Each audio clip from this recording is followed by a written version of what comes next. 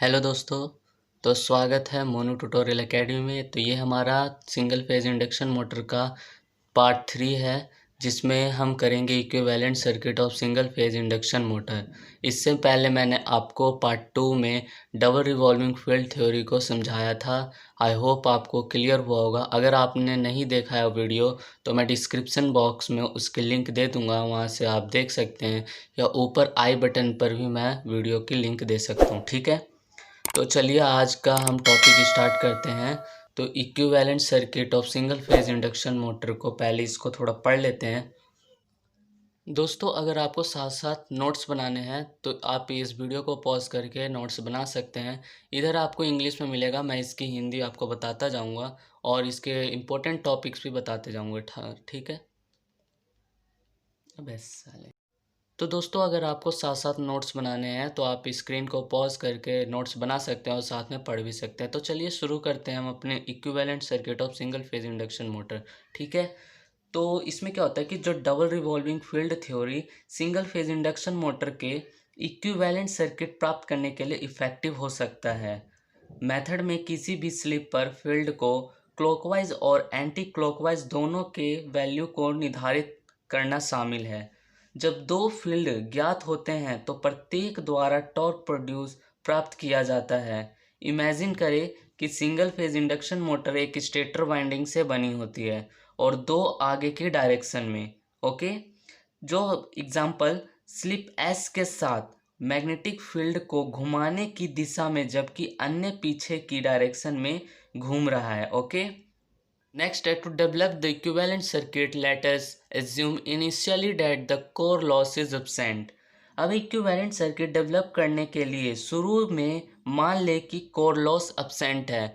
तो हम पहले क्या करेंगे, विदाउट कोर लॉस करके देखेंगे कि हमारा जो इक्विवेलेंट सर्किट है वो क्या है, कोर लॉस उसमें absent है। तो उस समय क्या होगा कि जो हमारी स्टेटर इम्पीडेंस होगा वो क्या होगा, जेड ओम होगा। मतलब let the stator winding impedance be Z ohm. तो जो हमारा जेड है वो इक्वल हो जाएगा R1 प्लस में जे X1 के। ठीक है, अब क्या है, जो हमारे यहाँ पे R1 है वो हमारा स्टेटर रेजिस्टेंस है और जो X1 है हमारा X1 हमारा स्टेटर रिएक्टेंस होगा। ओके, और यहाँ पे हमारा इम्पीडेंस ऑफ ईच रोटर क्या होगा, R2 प्लस जे X2 होगा। और R2 हमारा rotor reactance refer to the stator और X2 हमारा rotor resistance refer to the stator. ठीक है, ये है। ओके, ये हमारा X2 रिएक्टेंस है और R2 हमारा रेजिस्टेंस है। ओके, तो क्या है यहाँ पे, क्या हो जाएगा, X2 इक्वल हो जाएगा X2/2। ओके, अब the resistance of forward field rotor is R2 है। जो हमारा रेजिस्टेंस होगा फॉरवर्ड फील्ड रोटर की वो R2/S होगा, वाइल द रेजिस्टेंस बैकवर्ड, जो हमारा रेजिस्टेंस बैकवर्ड फील्ड रोटर होगा वो R2/2 - S होगा। ओके, तो जो R2 वैल्यू होगा हमारा वो हाफ होगा of the actual rotor resistance के refer to the stator. Okay, तो as the core loss is neglect, मतलब जो हमारा कोर लॉस है वो नेगलेक्टेड हो जाएगा और जो R0 होगा वो एग्जिट नहीं होगा हमारी इक्विवेलेंट सर्किट में। तो the X0 is half of the actual magnetising reactance of the rotor. तो जो हमारा X0 है वो हाफ हो जाएगा किसका, actual magnetising reactance of the motor के। So the equivalent circuit refer to stator. तो हमारा जो इक्विवेलेंट सर्किट होगा वो रेफर्ड होगा स्टेटर के साइड। ठीक है, और जैसा कि आप पिक्चर में देख सकते हैं, तो ये हमारा इक्विवेलेंट सर्किट डायग्राम है। यहाँ से क्या है, IM हमारा मैक्सिमम करंट फ्लो हो रहा है और यहाँ पे हमारा R1M लगा हुआ है और एक यहाँ पे हमारा रिएक्टेंस लगा है, यहाँ पे रेजिस्टेंस लगा हुआ है। फिर आगे हमारा क्या है, X2 मतलब डैश है या वो -2 है। ठीक है, ये लगे हुए हैं और यहाँ पे XM है। ओके, और ये यहाँ पे हमारा E1 है और यहाँ पे V1 है। तो ये हमारा इक्विवेलेंट सर्किट डायग्राम है किसका, सिंगल फेज इंडक्शन मोटर का। ओके, क्या है कि जो हमारा इम्पीडेंस होगा फॉरवर्ड फील्ड रोटर की वो ZF होगा। ठीक है, while is parallel combination of, और पैरेलल कॉम्बिनेशन क्या होगा, 0 + j X0 and R2/S plus में j X2 के। ठीक है, और जब हमारा इम्पीडेंस होगा बैकवर्ड फील्ड रोटर की वो होगी ZB, मतलब ZF हमारा फॉरवर्ड फील्ड रोटर की इम्पीडेंस होगी और हमारी बैकवर्ड फील्ड रोटर की इम्पीडेंस ZB होगी। ओके, और which is parallel combination of 0 plus J note and bracket R2 upon में 2 minus S bracket close plus JX2 होगा। तो इसलिए हमारा क्या आ जाएगा, जो हमारा जेड भी आएगा वो क्या आ जाएगा, जेड भी इक्वल हो जाएगा JX0 ब्रैकेट में R2 upon 2 minus S bracket close plus JX2 bracket close upon में R2 अपॉन में 2 minus S plus J bracket में X0 plus X2 bracket close. जब हमारा क्या होगा, स्टैंड स्टिल कंडीशन पे होगा, मतलब जो हमारा मोटर है वो बिल्कुल मतलब लोड उस पर नहीं रहेगा और स्टैंड स्टिल होगा, तो जो हमारा स्लिप होगा एस होगा वो 1 हो जाएगा और जो 2 माइनस एस होगा वो इक्वल टू 1 हो जाएगा। इसलिए हमारा क्या होगा, जो जेड एफ है मतलब हमारा फॉरवर्ड फील्ड रोटर इम्पिडेंस है वो इक्वल हो जाएगा हमारे बैकवर्ड फील्ड रोटर इम्पिडेंस की। ओके, और इससे क्या होगा, जो हमारा वी एफ है माइनस हो जाएगा वी बी के, मतलब जो voltage of forward field rotor है वो मतलब माइनस हो जाएगा हमारे बैकवर्ड फील्ड रोटर वोल्टेज के। ओके, लेकिन क्या है इसमें कि जो रनिंग कंडीशन होगा, जब हमारे मोटर की रनिंग कंडीशन होगा तब हमारा जो वी एफ है वो बिकम ऑलमोस्ट 90 से 95% ऑफ द अप्लाइड वोल्टेज। तो कि वी एफ हमारा कितना हो जाएगा, 90 से 95% हो जाएगा अप्लाइड वोल्टेज के किस कंडीशन में, रनिंग कंडीशन में। ओके, जब हमारा स्टैंडर्ड कंडीशन था तब हमारा V F minus V V हो गया था, जब रनिंग कंडीशन है तो हमारा क्या हो गया, 90 से 95% हमारा वी एफ हो गया। ओके, इसलिए क्या हो गया, जो जेड इक्विवेलेंट होगा वो इक्वल हो जाएगा Z1 plus ZF plus ZB, ये हमारा इक्विवेलेंट इम्पिडेंस हो जाएगा।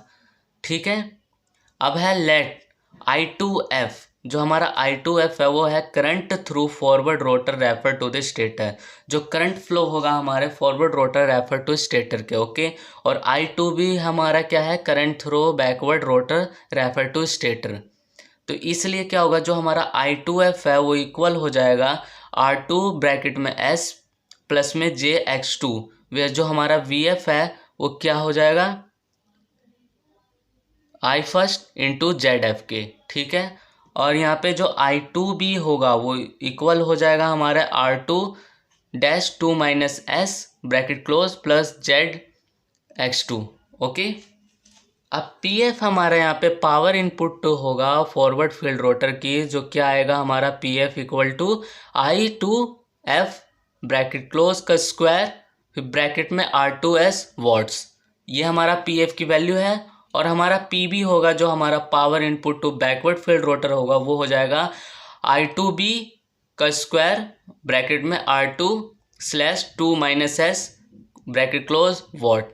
तो ये हमारा क्या है, जो PF है उसकी ये वैल्यू है। ठीक है, PB की ये भी वैल्यू है। ओके, और PM हमारा यहाँ पे क्या है, नेट पावर इनपुट है, जो कि क्या होगा 1 माइनस एस होगा और 1 माइनस एस ब्रैकेट में PF माइनस PB के होगा, मतलब जो हमारा टोटल PM आएगा वो क्या होगा 1 माइनस एस एक ब्रैकेट में, दूसरे ब्रैकेट में क्या हो जाएगा, जो हमारी PF की वैल्यू है ये वाली इसे पुट करेंगे और जो PB की वैल्यू हमारी ये वाली इसको पुट करके मतलब उसको माइनस सब्ट्रैक्ट कर देंगे। ठीक है, तो क्या होगा, जो P आउटपुट आएगा हमारा वो आ जाएगा PM माइनस में मैकेनिकल लॉसेस माइनस में कोर लॉसेस। ठीक है,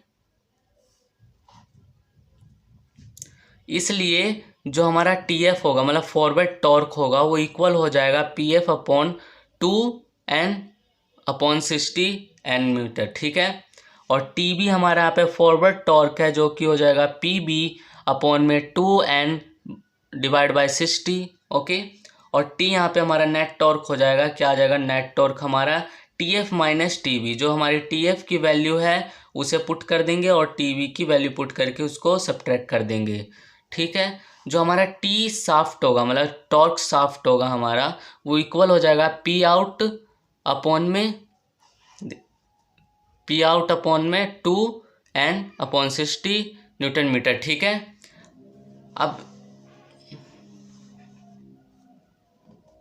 अब इसके लिए आपको डबल रिवॉल्विंग फील्ड थ्योरी ज़रूरी पढ़ना है। ठीक है, तभी आपको ये क्लियर हो पाएगा। अगर आपने वो वीडियो नहीं देखा है तो डिस्क्रिप्शन में लिंक दिया हुआ है, अभी जाके देख सकते हैं।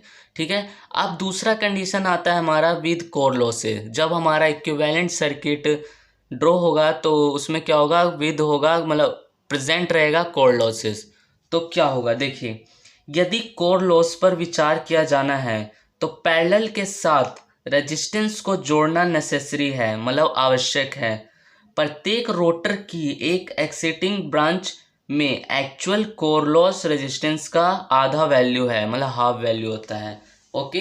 अब यहाँ पे देखिए, जो मैंने अभी हिंदी में बताया वो इंग्लिश में लिखा हुआ है। If the core loss is to be considered then it is necessary to connect a resistance in parallel with in an exciting branch of each rotor is half the value of actual core loss resistance. Thus, the equivalent circuit with core losses can be shown. Okay. Let Z not F equal, मतलब जो हमारा Z not F है या Z0 F है, वो हमारा है equivalent impedance of exciting branch in forward rotor है, जो कि हमारा आर नॉट जो हमारा यहाँ पे जेड नॉट बी होगा वो हमारा equivalent impedance of exciting branch in backward rotor होगा, जो कि हमारा जेड और बी इक्वल होगा आर नॉट ब्रैकेट में जे एक्स नॉट के। ठीक है। तो इसलिए क्या हो जाएगा, जो जेड एफ होगा हमारा इम्पिडेंस ऑफ फॉरवर्ड, जो हमारा जेड एफ होगा फॉरवर्ड फील्ड रोटर के, वो क्या हो जाएगा, इक्वल हो जाएगा Z not F, okay, bracket में R2/S प्लस जे X2 के। ठीक है। अब क्या है, all other expression remain same, और सारे एक्सप्रेशन हमारे सेम होंगे। कौन से वाले, जो हमने विदाउट कोर लॉस किए थे उसके बाद का। ठीक है। तो यही था सिंपल बिल्कुल सिंगल फेज इंडक्शन मोटर का इक्विवेलेंट सर्किट। आई होप कि इस वीडियो से आपको क्लियर हुआ होगा। अगर क्लियर हुआ हो तो लाइक कर देना, और अगर इसमें कोई डाउट है तो कमेंट बॉक्स में आप पूछ सकते हैं मेरे से कोई भी क्वेश्चन, मैं उसका जल्द ही जल्द आपको आंसर दे दूंगा। तो थैंक यू। और हाँ दोस्तों, अगली वीडियो आएगी आपके लिए types of single phase induction motor. अगर वो आपको देखना है तो बेल आइकन को प्रेस कर दो और साथ में सब्सक्राइब कर दो चैनल को, जिससे आपको लेटेस्ट नोटिफिकेशन मिल जाए। So thank you for watching guys, bye. मिलते हैं नेक्स्ट वीडियो में।